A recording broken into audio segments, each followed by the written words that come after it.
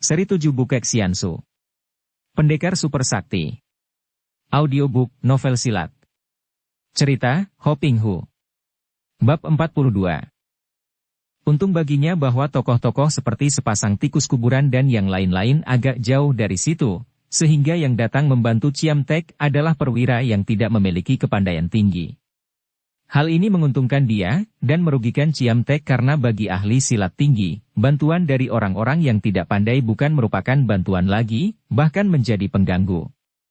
Karena itulah maka tadi ia berteriak mencegah mereka, sungguh pun ia belum yakin benar akan dapat mengalahkan Han Han sendiri saja. Han Han membiarkan dua tombak datang meluncur. Setelah dekat sekali, ia menangkap kedua tombak dengan tangan, kakinya menendang roboh perwira ketiga dan sekali ia mengerahkan tenaga, tubuh dua orang perwira itu terbawa oleh tombaknya sendiri ke atas dan melayang ke arah tubuh Chiam Tek. Tolol kamu! Chiam Tek mendengus marah, kedua tangannya bergerak mendorong dan tubuh dua orang perwira itu terbanting ke atas tanah, bergulingan dan pingsan. Kesempatan itulah yang dinanti-nantikan Han Han. Melihat betapa manusia burung itu menangkis dan melontarkan kedua orang perwira Manchu, ia sudah meloncat ke depan dan mengirim pukulan dahsyat dengan kedua tangan kanan menonjok dada, tangan kiri menggunakan ujung tongkat menotok. Si burung hantu atau Sintiao Kui Chiam Tek benar-benar amat lihai. Biarpun serangan Han Han ini amat cepat dan hanya beberapa detik setelah ia menangkis tubuh dua orang perwira, namun ia masih dapat menghadapinya. Dengan tangan kirinya ia menangkis pukulan Han Han, kemudian tangan kanannya mencengkeram ke arah tongkat yang menotok lehernya. Namun, karena ia tergesa-gesa dan sebaliknya Han Han sudah mengatur siasat lebih dulu, tiba-tiba tongkat itu bergerak melejit dan sebaliknya malah menggempur lengannya dengan pukulan yang menggetar karena mengandung tenaga sinkang. Krak, auk. Si manusia burung itu mencelat ke belakang, menyeringai kesakitan karena tulang lengan kanannya retak. Saking marahnya, ia tidak terlalu merasakan keretakan tulang tangan kanannya, malah maju menubruk ke depan seperti gerakan seekor burung. Han Han terkejut, tidak menyangka bahwa lawan yang sudah terluka masih begitu nekat, padahal saat itu ia melihat berkelebatnya bayangan sepasang tikus kuburan. Maka ia sengaja menerima hantaman tangan kanan Chiam Tek yang ia tahu telah terluka, sedangkan cengkeraman tangan kiri lawan ke arah ubun-ubunnya ia tangkis dengan tangan kanan, kemudian ujung tongkatnya meluncur ke arah dada lawan. Krak, krot. Terdengar jerit melengking dari mulut Chiam Tek, tubuhnya berkelojotan di ujung tongkat yang menembus dadanya, tulang lengannya patah bertemu dengan dada Han Han karena memang tadinya tulang itu telah retak. Han Han menyeringai kesakitan. Biarpun lengan kanan Chiam Tek telah retak tulangnya, namun pukulan yang mengenai dadanya itu masih hebat sekali membuat napasnya sesak dan matanya berkunang. Pemuda ini maklum bahwa dirinya terancam bahaya maka cepat ia mencabut tongkatnya dan tubuhnya mencelat ke atas. Pandang matanya masih berkunang dan kepalanya berat sekali. Ia perlu cepat-cepat membebaskan diri agar dapat mengobati luka di dalam dadanya. Akan tetapi, tiba-tiba selagi tubuhnya meloncat, kaki tunggalnya terbelit ujung rantai baja yang panjang dan kuat. Kiranya dia telah dikejar dan dikurung sepasang tikus kuburan dan kakek kecil bertelanjang kaki yang telah menggerakkan rantai bajanya secara istimewa. Rantai baja itu meluncur cepat dan berhasil melibat pergelangan kaki Han Han selagi pemuda ini meloncat. Han Han terkejut bukan main. Ia menendangkan kakinya namun tak dapat terlepas dari libatan rantai baja sehingga tubuhnya tertarik turun dan terbanting ke bawah. Cepat ia menggunakan lengan kiri merangkul batang pohon agar tubuhnya tidak terbanting. Pada saat itu, tampak sinar berkelebat dan pedang di tangan Bong Poa Sik telah menyambar ke arah lehernya. Han Han menjadi marah sekali.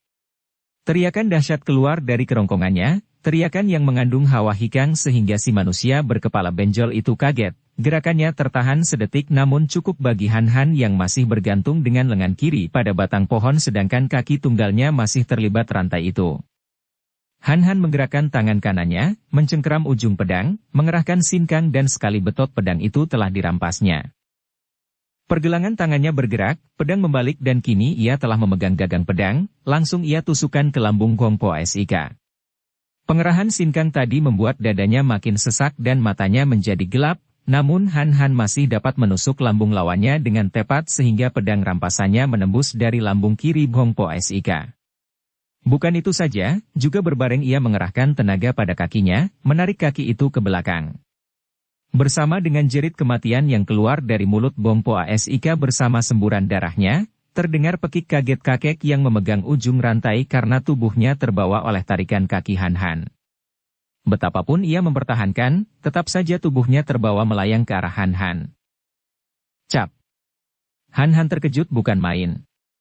Karena pandang matanya gelap, ia kurang waspada sehingga pada saat ia menusukkan pedang ke lambung Bongpo Asika dan membetot tubuh kekek yang memegang rantai, sebuah tusukan tombak pendek di tangan kiri Bong Lek si muka tikus menancap di paha kaki tunggalnya. Rasa sakit membuat Han Han makin marah. Tubuh kakek yang memegang rantai itu telah melayang dekat dan sekali Han Han menendang ke belakang, tumit kakinya menendang perut kakek itu yang seketika putus napasnya karena isi perutnya remuk. Dan Bong Lek yang tadinya girang dapat melukai paha Han Han tiba-tiba melihat sinar bergulungan di depan matanya dan arwahnya melayang tanpa disadarinya karena tahu-tahu leher si muka tikus ini telah putus oleh sinar pedang yang digerakkan Han Han. Pemuda buntung ini berdiri dengan kaki tunggalnya yang terluka dan bercucuran darah, pedang di tangan kanan, tongkat di tangan kiri, tubuhnya agak bergoyang, rambutnya riap-riapan, mukanya beringas penuh keringat, pakaiannya berlepotan darahnya sendiri dan darah para korban yang tewas di tangannya. Dia siap menghadapi maut, akan tetapi kematiannya akan ditebus mahal sekali oleh musuh-musuhnya karena dia siap untuk membela diri mati-matian sampai tetesan darah terakhir. Para perwira dan prajurit Manchu gentar menghadapi pemuda kaki buntung yang luar biasa itu. Kakak beradik tikus kuburan tewas, kakek Mongol yang terkenal lihai dengan rantai bajanya juga tewas, 3 orang murid setan botak yang amat lihai tewas pula, belum lagi banyak prajurit dan perwira yang roboh bahkan kedua orang pendeta Tibet masih duduk bersila memejamkan mata memulihkan tenaga. Namun, para prajurit yang mengurung itu pun maklum bahwa pemuda buntung yang sakti itu sudah terluka hebat. Tangkap! Bunuh! Teriakan-teriakan terdengar.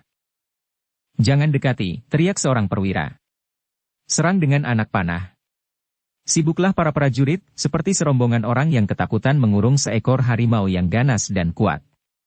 Han Han menggigit bibirnya. Tak mungkin dia menerjang maju karena kakinya, satu-satunya anggota badan yang ia andalkan untuk menahan tubuh, telah terluka cukup parah. Tidak, kalau ia menggerakkan kakinya berarti ia memperlemah pertahanannya sendiri.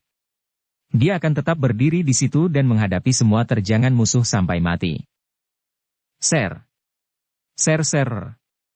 Puluhan batang anak panah menyambar.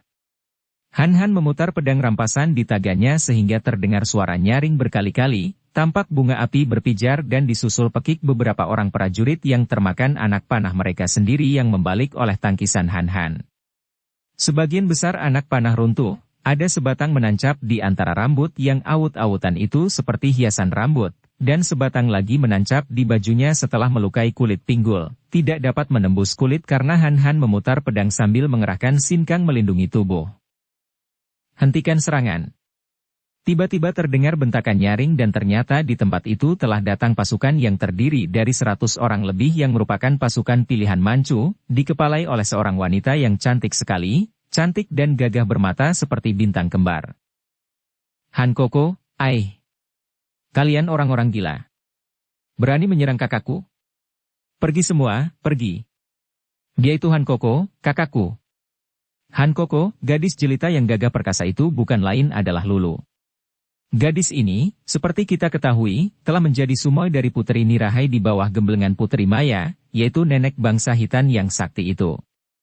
Kemudian, karena pelaporan dari barisan yang menyerbu Sechuan selalu terpukul mundur, Puteri Nirahai menjadi penasaran dan datang sendiri ke garis depan di perbatasan Sechuan, mengajak Lulu. Ketika itu Lulu sedang bertugas meronda tapal batas memimpin sebuah pasukan. Tentu saja segera mengenal Han Han dan kedatangannya pada saat yang amat tepat itu menyelamatkan kakaknya. Akan tetapi, dapat dibayangkan betapa kaget hati Dara ini ketika melihat bahwa kakaknya itu berdiri hanya dengan sebuah kaki. Hanko. Ia menjerit lagi, meloncat turun dari kudanya dan melesat cepat seperti terbang, langsung menubruk dan berlutut merangkul kaki Han Han yang tinggal sebuah sambil menangis sesenggukan. Lulu. Han Han juga memanggil nama adiknya dengan hati yang tidak karuan rasanya. Mula-mula semangatnya seperti terbang saking girangnya mendengar suara dan melihat betapa adiknya masih sehat dan selamat, akan tetapi hatinya menjadi perih melihat kedatangan adiknya itu bersama pasukan Manchu. Karena itu, panggilannya keluar dengan suara seperti orang merintih. Betapapun juga, keharuan hatinya lebih besar dan dia pun menjatuhkan tubuhnya yang sudah lemas itu, berlutut dan merangkul adiknya dengan kedua lengannya. Sejenak mereka berangkulan dan bertangisan. Lulu. Kau.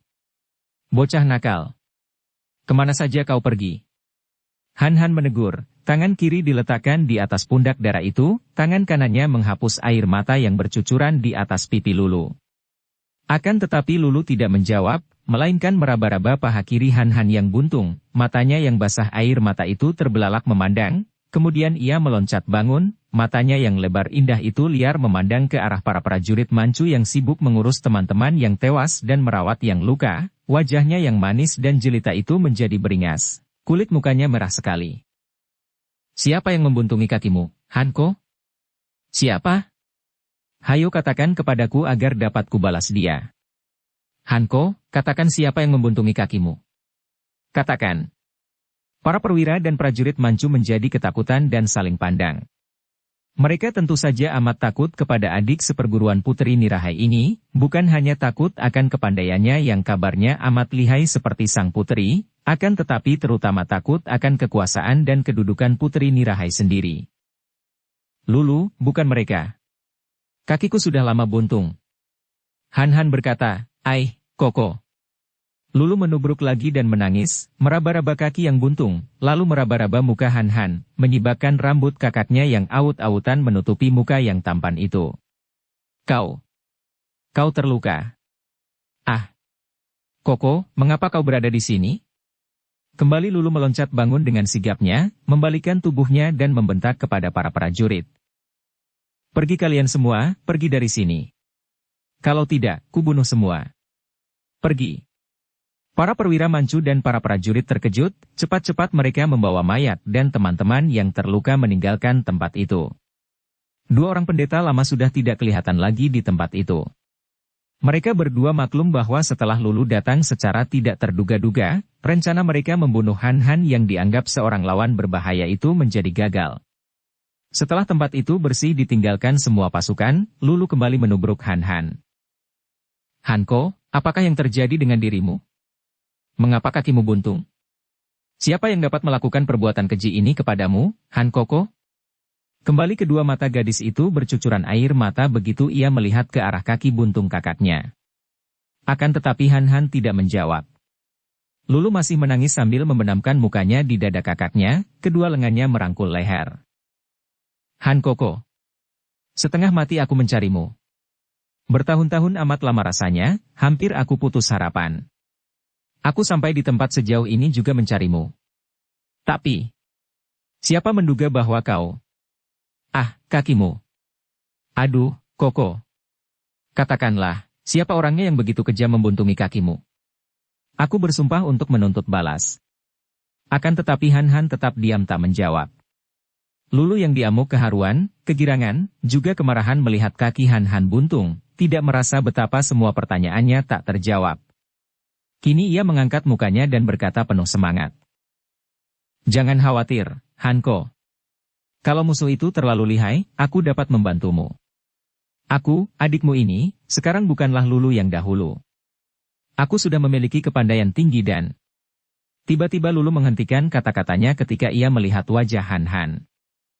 Kiranya sejak tadi kakaknya itu memandangnya dengan sepasang mata mendelik penuh amarah. Wajah Han pucat, matanya mendelik seolah-olah mengeluarkan api, akan tetapi dari pelupuk matanya menetes-netes air mata.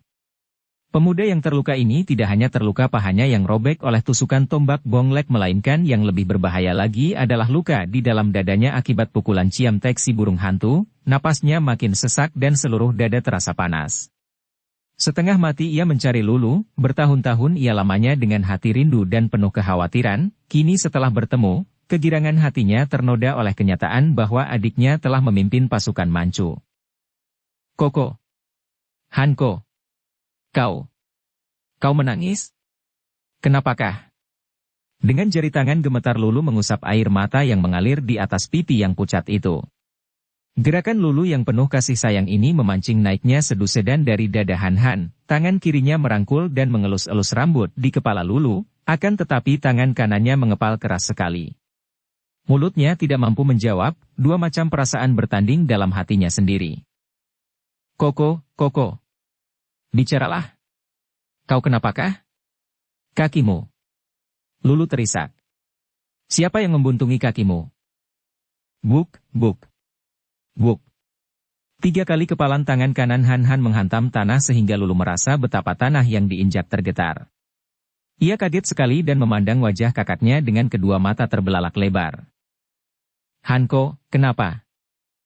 Lulu, buntungnya kakiku bukan hal penting. Akhirnya ia dapat mengeluarkan kata-kata dengan napas terengah. Urusan diriku tidak perlu dibicarakan, akan tetapi engkau. Lulu mengerutkan keningnya, memandang wajah kakaknya penuh selidik, lalu memegang kedua pundak kakaknya. Hanko, apa maksudmu? Ada apa denganku? Tiba-tiba Han Han menggunakan kedua tangannya mendorong sepasang lengan adiknya sehingga Lulu terjengkang ke belakang. Ada apa dengan engkau? Masih hendak bertanya lagi? Engkau menjadi pemimpin pasukan Manchu terkutuk. Seketika pucat wajah Lulu. Air mata yang tadi telah berhenti mengalir kini bercucuran dari sepasang mata yang tak pernah berkedip menatap wajah kakaknya. Perlahan ia bangkit kembali, merangkak menghampiri Han Han dan menubruk kakaknya sambil menangis sesenggukan. Han Koko, lupakah engkau bahwa aku adalah seorang gadis Manchu? Anehkah kalau aku membantu bangsaku menghadapi para pemberontak? Plak. Kedua tangan Han Han menyambar dan sepasang pipi yang pucat itu ditamparnya. Lulu terpekik dan mundur ke belakang sambil meloncat bangun berdiri, memegangi kedua pipinya yang terasa panas dan sedikit berdarah keluar dari ujung bibir kiri yang pecah. Matanya terbelalak, mukanya pucat sekali. Rasa sakit di kedua pipinya bukan apa-apa kalau dibandingkan dengan rasa nyeri yang menusuk masuk di hatinya. Ia ditampar kakaknya. Selamanya Han Han belum pernah memperlakukan dia seperti ini. Jangankan menampar, bersikap kasar sedikit pun belum. Han Han ikut pula berdiri, bersandar pada tongkatnya. Wajahnya lebih pucat lagi dan matanya juga terbelalak ketika ia melihat darah di ujung bibir Lulu. Rambutnya terurai menutupi muka, ia sibakkan dengan gerakan kepala, akan tetapi rambut itu terurai kembali menutupi sebelah mukanya. Lulu, adikku. Apa yang telah kulakukan? Suaranya gemetar, mengandung isak, penuh penyesalan seolah-olah ia baru sadar dari sebuah mimpi buruk. Namun wajah adiknya yang biasanya berseri-seri, yang biasanya jenaka, yang biasanya selalu cerah seperti sinar matahari di siang hari, kini berubah, dingin dan seperti muka mayat, amat pucat, matanya tidak bersinar, bahkan suaranya berubah ketika bibir itu bergerak bicara. Han Koko. Ia berhenti dan terisak, susah payah menahan isak agar dapat bicara. Kau tidak adil, memang aku membantu bangsaku karena aku memang bangsa Manchu. Memang aku telah bersalah, akan tetapi karena engkau tidak berada di sampingku, aku menjadi bimbang dan akhirnya terseret ke dalam perang. Akan tetapi engkau sendiri? Bukankah engkau menjadi seorang panglima busemku yang mempertahankan Sichuan? Sudah lama kami mendengar akan adanya panglima kaki buntung dari pihak musuh yang lihai. Tak kusangka engkaulah orangnya. Engkau seorang berbangsa Han membela bangsamu menghadapi Manchu, sebaliknya aku seorang berbangsa Manchu membela bangsaku menghadapi musuh. Siapakah yang benar di antara kita? Siapa yang bersalah? Engkau telah menamparku, bukan menampar pipi melainkan menampar dan menghancurkan hatiku. Han Koko, engkau tidak adil. Lulu mendekap muka dengan kedua tangan dan air matanya mengalir turun melalui celah-celah jari tangannya. Lulu, moi adikku. Kau ampunkan aku. Han Han melangkah maju hendak memegang lengan adiknya. Akan tetapi sentuhan jari tangannya seperti ujung api menyengat tangan Lulu yang cepat menarik tangannya, memandang dengan mata basah penuh penyesalan, kemudian terisak dan gadis ini membalikkan tubuhnya dan lari dari tempat itu. Lulu. Sing. Engkau tidak adil, engkau kejam. Tidak adil. Suara Lulu yang bercampur tangis itu terdengar oleh Han Han seperti tusukan pedang menembus jantungnya. Ia meloncat dan mengejar sambil berteriak-teriak seperti orang gila. Lulu adikku. Akan tetapi ia terguling roboh. Pertemuan dengan adiknya yang mengakibatkan pukulan batin hebat itu membuat luka di dadanya makin parah. Ia masih memanggil-manggil nama Lulu sambil merangkak, kemudian bangkit perlahan-lahan dan berjalan terhuyung-huyung menyeret tongkat, berloncatan tanpa mempedulikan pahanya yang mengucurkan darah. Namun Lulu telah jauh, telah lenyap dari situ. Biarpun bayangan gadis itu tidak tampak lagi, namun masih terngiang di telinga Han Han, merupakan tusukan-tusukan yang membikin hatinya perih, jeritan adiknya tadi. Engkau tidak adil, tidak adil. Tidak adil. Han Han hampir tak kuat menahan. Ia merangkul sebatang pohon dan menangis, mengguguk seperti anak kecil. Ia sadar akan kesalahannya terhadap Lulu tadi. Memang dia tidak adil terhadap Lulu. Akan tetapi, bukankah dia mendengar bahwa Lulu telah menjadi adik angkat Xin Lian dan bahkan ikut pula membantu gerakan para pejuang? Mengapa kini Lulu menjadi pemimpin pasukan Manchu? Benarkah dia tidak adil? Siapa yang tidak adil? Siapa yang salah? Siapa yang benar? Han Han menggeleng kepala dan berbisik. Tidak ada yang salah kecuali perang, yang tidak adil adalah perang. Terkutuklah perang. Dan pemuda ini lalu terpincang-pincang meninggalkan tempat itu, terus memasuki hutan tanpa tujuan. Hatinya kosong, lenyap sudah gairah hidup. Pikirannya pun kosong, dan ia hanya mengikuti gerak kaki berloncatan secara otomatis. Akhirnya, di dalam jantung hutan yang lebat, ia terguling pingsan. Engkau tidak adil, huhuhu. Tidak adil. Tidak adil, hai hihi. Huhu. Lulu berlari cepat sekali sambil menangis dan merintih-rintih di sepanjang jalan, kedua tangannya menggosok-gosok kedua mata seperti anak kecil menangis, beberapa kali ia terhuyung karena kakinya tersandung batu atau akar pohon. Sumoy. Lulu terkejut, seperti sadar dari mimpi, menahan kakinya dan berdiri memandang melalui air matanya. Nirahai telah berdiri di depannya. Wajah yang cantik jelita dan biasanya bersikap ramah penuh kasih kepadanya itu kini kelihatan marah, kedua tangan bertolak pinggang. Akan tetapi dalam kesedihannya, Lulu tidak melihat perubahan ini. Begitu bertemu sucinya, ia lalu menubruk, merangkul dan menangis di pundak Nirahai. Aduh, Suci. Huhu. Tenanglah dan jangan seperti bocah cengeng. Bicaralah, kata Nirahai yang masih bersikap marah. Suci. Dia. Lulu menangis lagi, terlampau sakit hatinya oleh sikap kakaknya tadi sehingga sukar untuk bicara. Nirahai memegang kedua pundak Lulu dan mendorongnya mundur. Sumoy, hentikan tangismu. Apa yang telah kudengar dari laporan pasukanmu? Engkau telah melindungi musuh. Lulu mengusap air matanya, kemudian mengangkat muka memandang Nirahai. Suci, dia adalah Han Koko yang kucari-cari. Nirahai mengangguk. Aku sudah mendengar. Jadi panglima pemberontak berkaki buntung itulah Han Han yang selama ini kau cari-cari? Di mana dia sekarang? Kau. Mau apakan dia? Dia adalah panglima musuh, harus ditawan atau dibunuh. Suci. Sumoy, tidak tahukah engkau bahwa tadi engkau telah melakukan perbuatan yang khianat? Engkau membantu musuh. Tapi dia kakakku. Lulu membantah penasaran. Tapi dia panglima musuh. Nirahai membentak, lebih penasaran lagi. Lulu menjadi lemah kembali dan meratap. Suci. Ingatlah, dia kakakku. Bagaimana aku dapat memusuhinya? Nirahai menarik napas panjang. Sudahlah. Biarpun kakak, hanya kakak angkat. Andai kata kakak kandung sekalipun, kalau membantu musuh, harus ditentang. Lulu, dalam masa perang, urusan pribadi harus dikeduakan, yang diutamakan adalah urusan negara. Aku tidak membenci kakakmu yang belum pernah kujumpai, bahkan aku tidak pernah membenci para pemberontak secara pribadi, akan tetapi aku akan membunuh mereka sebagai musuh negara. Sudah, biarlah untuk sekali ini, aku tidak akan mengejar panglima buntung dari Secuan itu. Mari kita kembali ke pesanggahan kita. Lulu menggeleng kepala. Tidak, Suci. Setelah melihat kenyataan bahwa Han Koko berada di pihak musuh, aku tidak mau perang lagi. Aku akan pergi. Kemana? Nirahai menyembunyikan kemarahannya. Pergi menyeberang ke Secuan membantu pemberontak. Lulu menggeleng kepala dengan sedih. Tidak, Aku mau pergi menjauhi semua ini, mau menjauhi perang yang menghancurkan hidupku. Aku tidak sudi lagi terlibat. Sumoy, engkau harus kembali bersama aku. Ini merupakan perintah. Baru sekali ini selama menjadi Sumoy Nirahai, sucinya itu mengeluarkan suara keras dan memperlihatkan sikap marah. Hal ini mengingatkan Lulu akan sikap Han Han tadi dan sakitlah hatinya.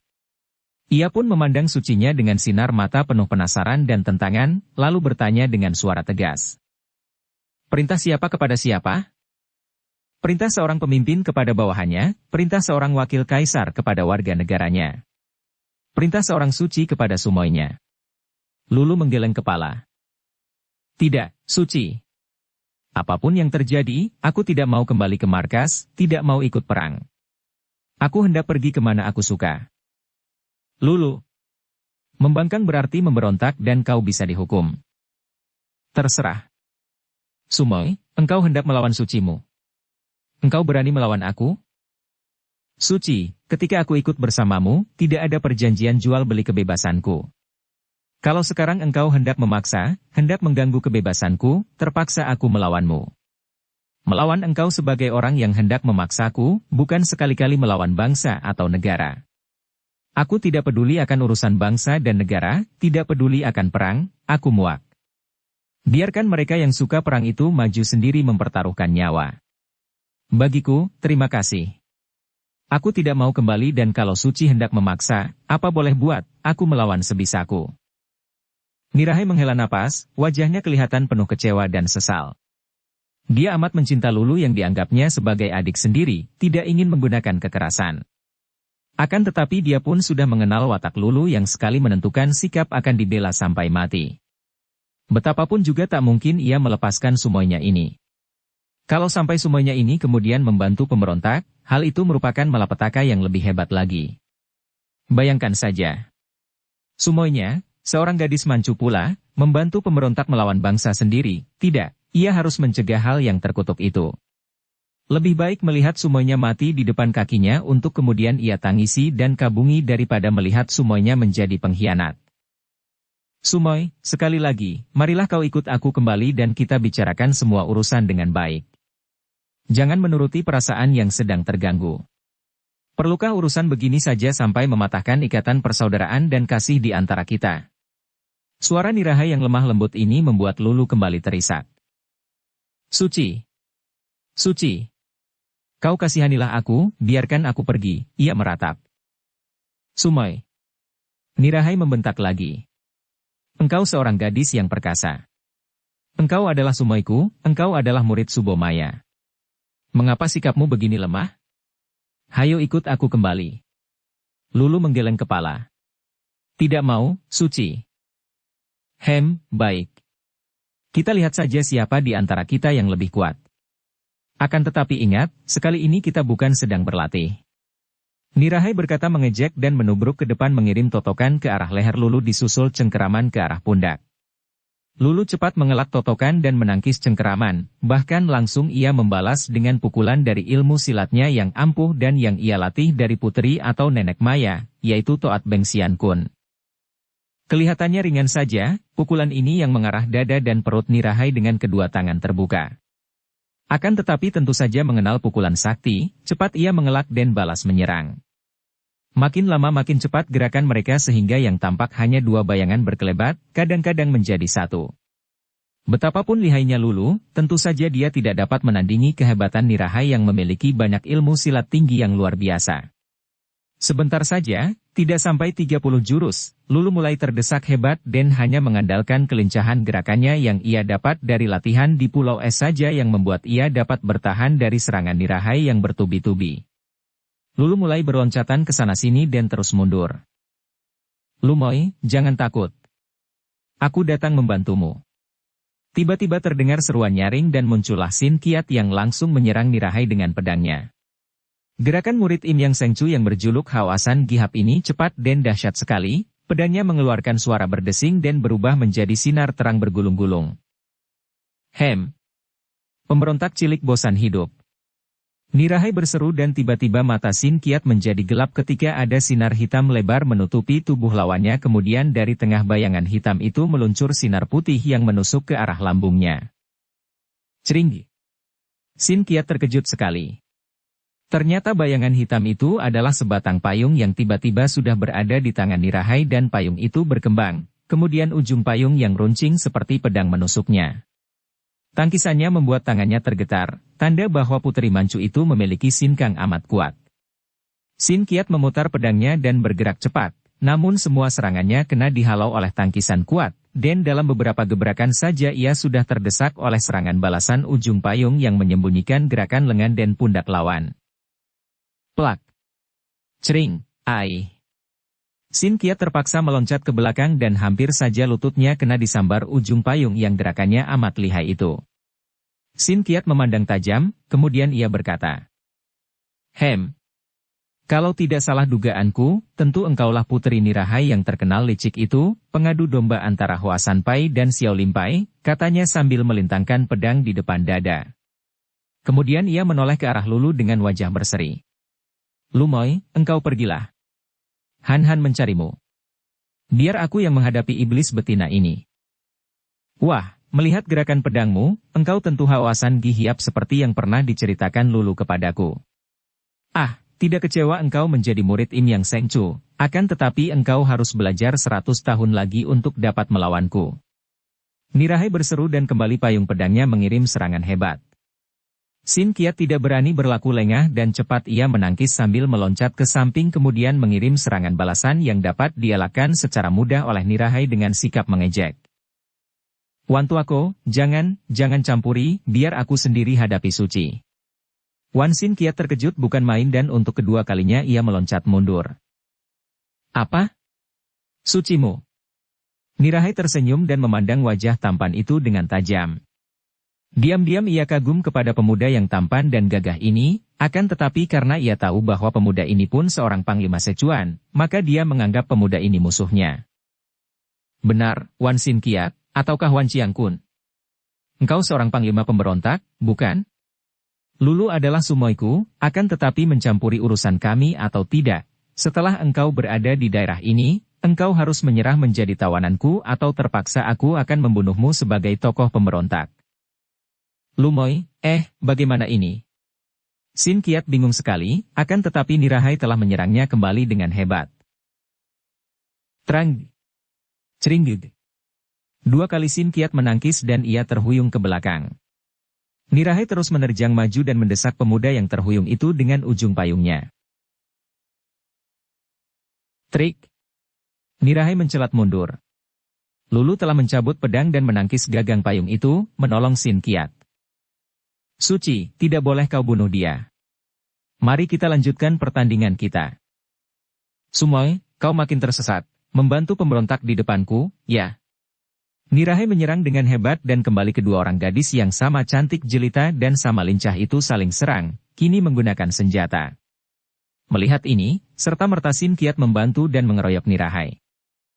Pertempuran hebat berlangsung di dalam hutan yang sunyi itu. Kelebatan sinar pedang menyilaukan mata dan gerakan mereka amat cepatnya. Diam-diam Sin Qiat menjadi heran sekali, heran dan kagum. Kini ia mendapat kenyataan betapa Lulu telah memperoleh kemajuan pesat, bahkan dari gerakan-gerakan gadis yang dicintanya itu ia mendapat kenyataan bahwa kepandaian Lulu kini telah jauh melampaui tingkatnya sendiri. Akan tetapi, dengan kaget ia pun mendapat kenyataan bahwa ilmu kepandaian Puteri Nirahai yang terkenal ini lebih hebat lagi. Dikeroyok dua sama sekali tidak terdesak, bahkan beberapa kali dia dan Lulu terancam oleh ujung gagang payung yang luar biasa aneh dan lihainya itu. Pantas saja tokoh-tokoh besar seperti orang ke-6 dan ke-7 dari Xiao Lim Chit Kiam tewas di tangan gadis Puteri Kaisar Manchu ini. Karena dibantu Sin Qiat, kini tidaklah begitu mudah bagi Nirahai untuk dapat mengalahkan Lulu, sungguh pun ia masih terus mendesak karena memang tingkat kepandaiannya jauh di atas kedua orang pengeroyoknya. Setelah lewat 100 jurus, Nirahai mulai penasaran dan marah. Kalau tadinya ia ingin merobohkan Lulu tanpa membunuhnya, bahkan kalau mungkin tidak melukainya, kini ia tidak peduli lagi dan kalau perlu hendak membunuh mereka berdua. Ia mengeluarkan lengking nyaring sekali dan tampaklah sinar emas berkilau. Lulu dan Sin Qiat terkejut sekali, mata mereka menjadi silau dan permainan pedang mereka kacau balau oleh suara yang keluar dari sebatang suling emas yang kini dimainkan oleh Nirahai. Itulah senjata pusaka suling emas yang ampuhnya menggila. Trang-cering. Lulu dan Sin Qiat terhuyung, kedua tangan mereka tergetar hebat. Lumoy, pergilah. Cepat pergilah. Selamatkan dirimu. Sin Qiat berkata sambil memutar pedangnya dengan cepat membentuk gulungan sinar pedang seperti perisai baja. Tidak, Wan Tuako. Engkau saja pergilah, jangan menyia-nyiakan nyawa untuk aku. Biar kuhadapi urusanku sendiri. Lulu berkata sambil memutar pedangnya.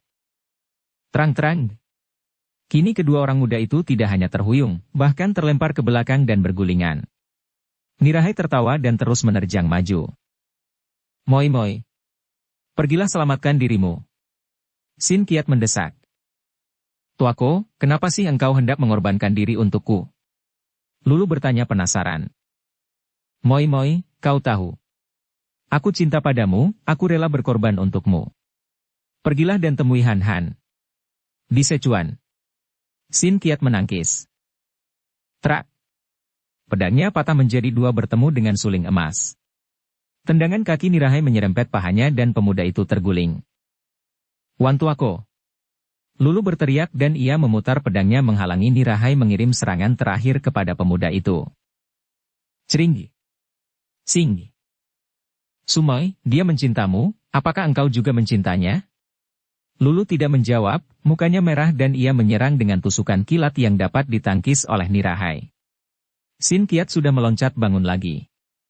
Ia terkejut melihat betapa putri Nirahai kini menangkis pedang dan memutar-mutar suling emas sehingga Lulu ikut pula terputar-putar, kemudian pedang itu tak dapat dipertahankan lagi, terlepas dari tangan Lulu. Hai Hik, kau menyerahlah, Sumoy. Nirahai berkata. Lulu makin marah, menubruk maju akan tetapi sebuah dorongan membuat ia terjengkang. Moi. Sin Qiat menghampiri Lulu lega hatinya mendapat kenyataan bahwa Lulu tidak terluka. Cepat kau lari. Biar aku saja yang mati. Tanpa menanti jawaban Lulu, Sin Qiat mengeluarkan bentakan keras dan ia sudah menubruk dengan nekat ke arah Nirahai. Melihat kenekatan pemuda ini, Nirahai terkejut sekali dan hampir saja pundaknya kena dicengkeram Sin Qiat. Terpaksa putri yang lihai ini melempar diri ke belakang dan bergulingan. Kemudian ia meloncat dan memandang pemuda itu dengan mata marah. Kau mau bunuh diri, ya? Nah, mampuslah. Sinar kuning emas menyambar dan Sin Qiat terpelanting. Baru kena dorongan hawa pukulan senjata ampuh itu saja ia sudah terpelanting. Nirahai melangkah maju, mengayun payungnya. Biar aku mati bersamamu, Tuako. Lulu menubruk maju dari belakang, menyerang Nirahai. Kau mencintanya juga, bukan? Nirahai membalikkan tubuh tanpa menghentikan tusukannya pada Sin Qiat. Akan tetapi ujung gagang payungnya hanya menusuk pundak, sedangkan sulingnya menotok ke arah jalan darah di leher Lulu. Hebat bukan main gerakan Nirahai, terlalu cepat bagi dua orang muda yang nekat itu. Krek. Tubuh Sin Qiat terkulai, tulang pundaknya patah. Cus. Tubuh Lulu lemas karena jalan darahnya terkena totokan suling emas secara tepat sekali. Nirahai tersenyum, menyimpan suling dan payung, menyambar tubuh Lulu dan dipanggulnya, kemudian memandang Sin Qiat yang duduk sambil memegangi pundak kirinya yang patah. Wan Sin Qiat, karena melihat kau dan Lulu saling mencinta, aku mengampuni dan takkan membunuhmu. Akan tetapi pada pertemuan kedua, kalau engkau masih menjadi pemberontak, tentu mengakibatkan kematianmu di tanganku. Sambil berkata demikian, Nirahai membalikkan tubuh, tidak mempedulikan pemuda yang memandangnya dengan mata mendelik itu. Nirahai. Aku bersumpah, kalau engkau mengganggu Lulu, kelak aku akan mencarimu dan akan membunuhmu. Nirahai menoleh, tersenyum mengejek lalu tubuhnya berkelebat pergi dari tempat itu bersama Lulu yang terkulai lemas di atas pundaknya. Sin Qiat mengerutkan keningnya, masih terheran-heran mengapa Lulu menjadi sumo putri itu, dan heran pula mengapa keduanya saling serang mati-matian. Ia menggeleng-geleng kepala, menghela napas panjang penuh sesal mengapa dia tidak mampu melindungi Lulu dari tangan putri yang luar biasa lihainya itu.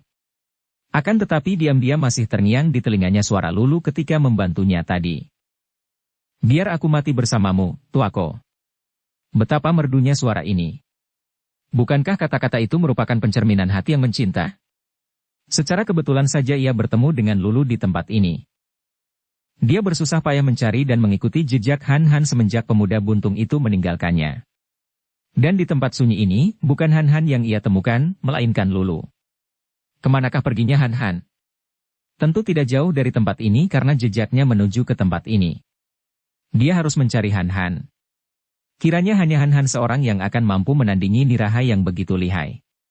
Setelah 3 hari 3 malam berkeliaran di dalam hutan-hutan sambil mengobati sendiri pundaknya yang patah tulangnya, akhirnya pada suatu pagi Sin Qiat melihat sesosok tubuh yang duduk bagaikan arca di bawah pohon, di tengah hutan yang amat sunyi dan liar. Dan orang itu bukan lain adalah Han Han. Han Han. Sin Qiat berteriak girang. Akan tetapi Han Han tidak menjawab, tetap duduk bersila dalam keadaan siulian dan matanya terpejam. Tongkat butut melintang di depan lututnya. Luka di pahanya sudah mengering, dan luka di dalam dadanya pun sudah sembuh, akan tetapi pemuda ini terus saja bersamadi seolah-olah sudah berubah menjadi arca dan tidak ada nafsu untuk sadar kembali.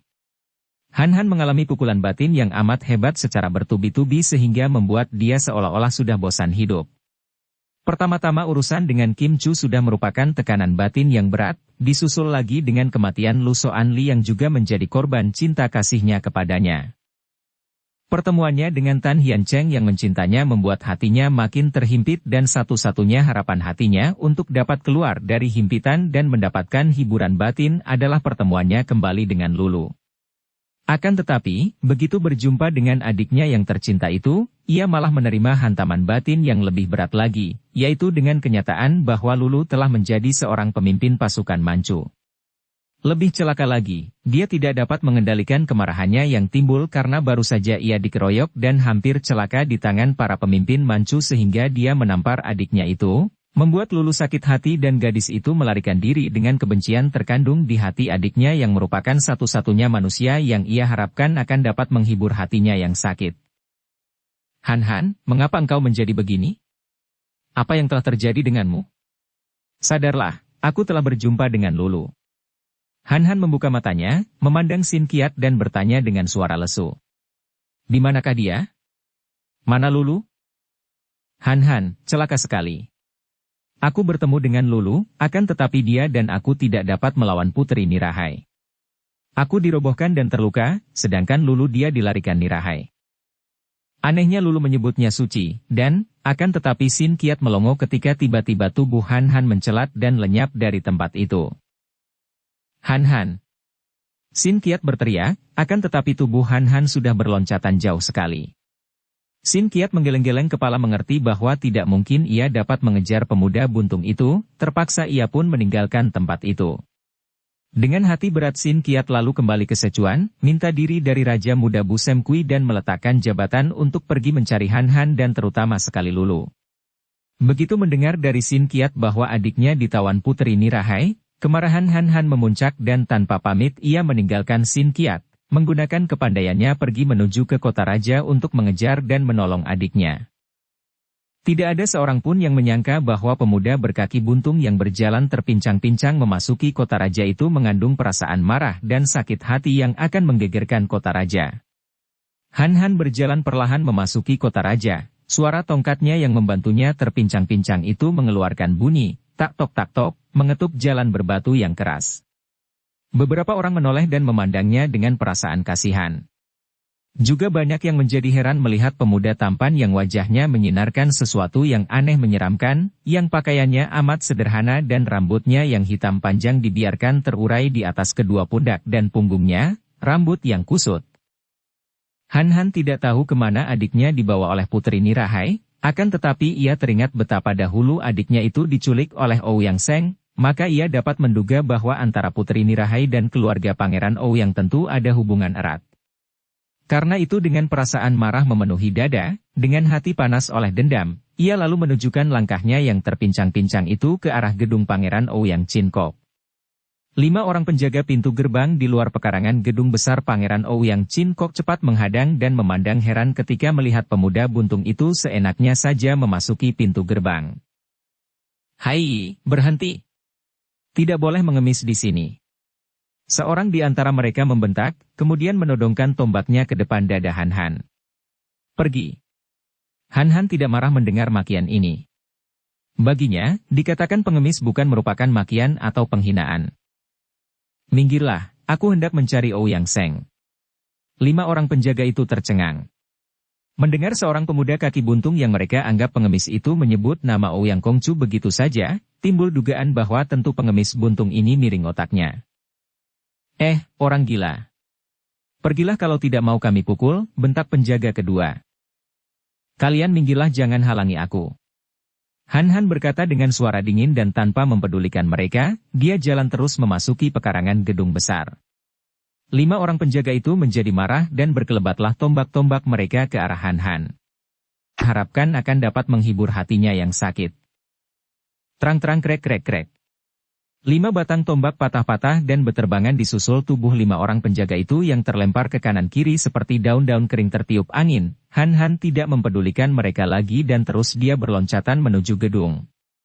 Teriakan-teriakan para penjaga ini menarik perhatian para penjaga di gedung dan mereka ini 12 orang banyaknya datang berlari-lari. Mereka terkejut melihat para penjaga pintu gerbang roboh semua dan melihat pemuda buntung itu berloncatan ke ruangan depan. Cepat mereka mengurung, akan tetapi Han Han yang tidak sabar sudah meloncat tinggi ke atas kepala mereka, kedua tangan didorong ke bawah dan 12 orang itu roboh terbanting tunggang langgang. Ouyang Seng, keluarlah. Kalau tidak, kuhancurkan tempat ini. Han Han berteriak-teriak dan sekali sambar ia mengangkat singa-singaan batu yang belum tentu dapat terangkat oleh 10 orang biasa, mengangkatnya tinggi-tinggi di atas kepala dan melontarkan singa-singaan batu itu ke dalam. Brak. Pecahlah pintu ruangan depan itu dan Han Han meloncat ke dalam ruangan itu, suaranya lantang berteriak. Ouyang Seng, Putri Nirahai. Keluarlah dan serahkan kembali adikku Lulu. Kalau tidak, akan kuhancurkan kota raja. Tiba-tiba dari sebelah dalam menyambar senjata rahasia yang berupa gelang-gelang kecil. Cepat dan kuat sekali sambaran ini, akan tetapi dengan tenang Han Han menggerakkan tubuh meloncat tinggi sehingga sambaran senjata-senjata rahasia itu lewat di bawah kakinya. Di udara, tubuh Han Han berjungkir balik dan ia sudah meloncat keluar karena kalau ada lawan tangguh menghadapinya, lebih baik ia berada di luar gedung. Benar saja dugaannya, dari dalam berkelebat bayangan yang cepat sekali dan tahu-tahu seorang pemuda yang memegang sebatang golok telah berdiri di depannya. Pemuda itu bukan lain adalah Gu Laikuan. Ketika Laikuan melihat Han Han, ia pun terkejut dan marah. Keparat, kiranya engkau setan buntung. Laikuan memaki dan goloknya sudah menyambar, menjadi sinar putih yang menyilaukan dan mengeluarkan suara berdesing ketika golok itu membelah angin. Singgih. Laikuan terkejut karena tiba-tiba lawannya lenyap. Cepat ia memutar tubuh dan mengelebatkan goloknya ke belakang, akan tetapi Han Han yang sudah berada di sebelah belakangnya, mudah saja mengelak sambil berkata, Gu Laikuan, aku menjadi setan buntung karena engkau. Sekarang bukan maksudku datang untuk membalas dendam, aku tidak mendendam kepadamu. Akan tetapi suruhlah Nirahai dan Ouyang Seng keluar membawa adikku Lulu, kalau tidak. Siapapun yang menghalangiku akan kubunuh, termasuk engkau. Buntung sombong. Laikuan malah menyerang lagi. Han Han yang memang sedang berduka dan marah sekali melihat betapa pemuda bekas suhengnya ini nekat, menjadi gemas. Akan tetapi ia masih tidak bergerak, hanya mengelebatkan tongkat bututnya menangkis sambil mengerahkan tenaga memutar tongkat yang menangkis itu. Trak, Laikuan terkejut bukan main dan betapapun ia mempertahankan diri sambil mengerahkan tenaga, tetap saja ia terpelanting dan cepat ia bergulingan karena takut kalau-kalau Han Han menyerangnya. Akan tetapi Han Han masih berdiri tegak dan tenang.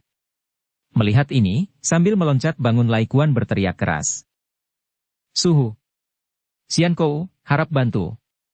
Setelah berteriak demikian Laikuan sudah menerjang lagi sambil mengerahkan seluruh tenaganya, akan tetapi ia berhati-hati sekali ini, maklum bahwa lawannya yang buntung ini biarpun dahulu hanyalah seorang sutenya, namun kini telah memiliki ilmu kepandaian yang amat luar biasa.